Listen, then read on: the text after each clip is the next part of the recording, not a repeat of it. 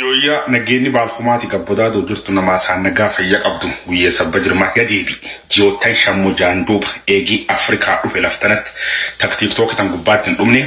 ji sadii afurii dhufe garuu amjii shanillee ayu caale noof kolchaa dhiifamnaa godhaa jenna bulchitootii ganda tiktookii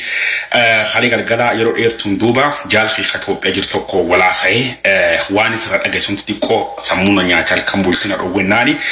ganamaan kee viidiyoo tanisanii waraabuuf dirqame yoona ayyamta warri feesbuukii waan Itoophiyaa kan keessuma diinagdee biyyattiitiin wal qabate waan iddoo adwaa sobnu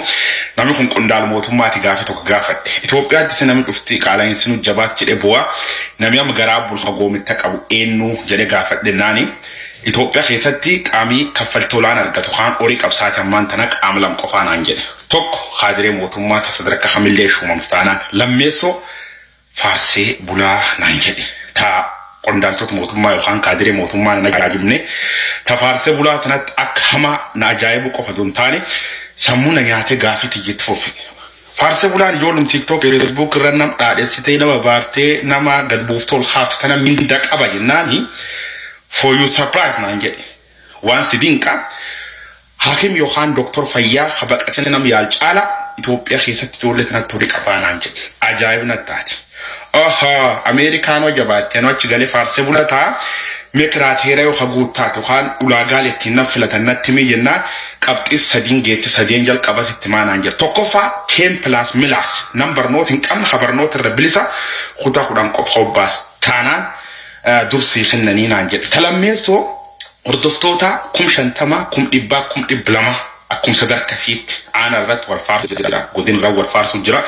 federaal akka faarsu jira namu ulaagaali mataa fi qabu hordoftoota gaarii miidiyaa hawaasa gubbaa qabaachuu naan jedhe eeshi tasadeesso jechuun war falaasam waraabessa tagaraa malee tamaqaa maaltu dhibu war jirsuun warra gurraa'ee waan dhabne warra dhugaa irrejjate waan fergor haa cubbuun sodaa haa ildiimesse kijjiba falmu ta'uu qabdaa naan jedhan tagaraa malee maqaa maaltu na dhibee waraabessa falaasam jedhamu kutannaan ingeettii naan jedhe waan dubbadhabe afaan qabadhe taa'e halkan guutuu waan kan itti yaada bulee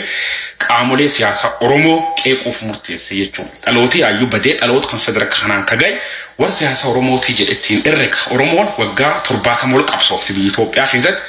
qaamiyaa Oromoo qawweellee lol siyaasa Itoophiyaa keessatti gati baatellee hin jiru garuu dhalooti sadarkaa kanatti harkaan nu kufee biyyatti sadarkaa kanatti nyaatamu jechuun waan baay'ee nam gaddisiisaa jedhettiin irreka hooggantoota siyaasa Oromoo dhibii isii ufumarra jalqaba ilma nama tokko bilisummaa siyaasaa fiduuf hin duratti bilisummaa sammuu isaa doofummaa keessa baasu barsiisuu dhaloota barat ijaaruutu dur ture lamaffaa dhaloota garbummaa garaa keessa baasuu nurdaatu ture garbummaan doolii garbummaa siyaasaatii miti garbummaa sammuuti doofummaa wallaalummaa talammeessoo garaan garbicha hamasi godha nama horii qabuun yoonni dhuufuun isaa na jooftin jedhanii jedhan ganzab kaalla በምድር ላይ በሰማይ ላይ ምን አለ ይላል ፈላሰም አከዘ ጣሎት በርሲሰኒ ጣሎቲ ገራ ብተሜ ወሮሪ ቀብጀል ለፍር ገንገለቻ ያخنቱ መውደንዴት እንጅራ ወደ ሲያሳ ኦሮሞ خساره همቱ ኸይሱ መስጠንጀለቲን እረቅ ኡፊፉ ፋይዳን ቀብ ወደ ሲያሳ ኦሮሞ ሁን ወላላን ሀዩዱ ለየተፋሲት ኢጄሳ አርክ ኢጋ ኸልማን ነመ ሚሊዮን አናጫት ilmabagada yetti duriye kashlebe daldala siyaasa galadunamo ayu qargoot etejaliyaat inkasar jabdu khasar jechu dhufe noof qalchaa walti deebina ammallee nagaatti yooyyaa nagee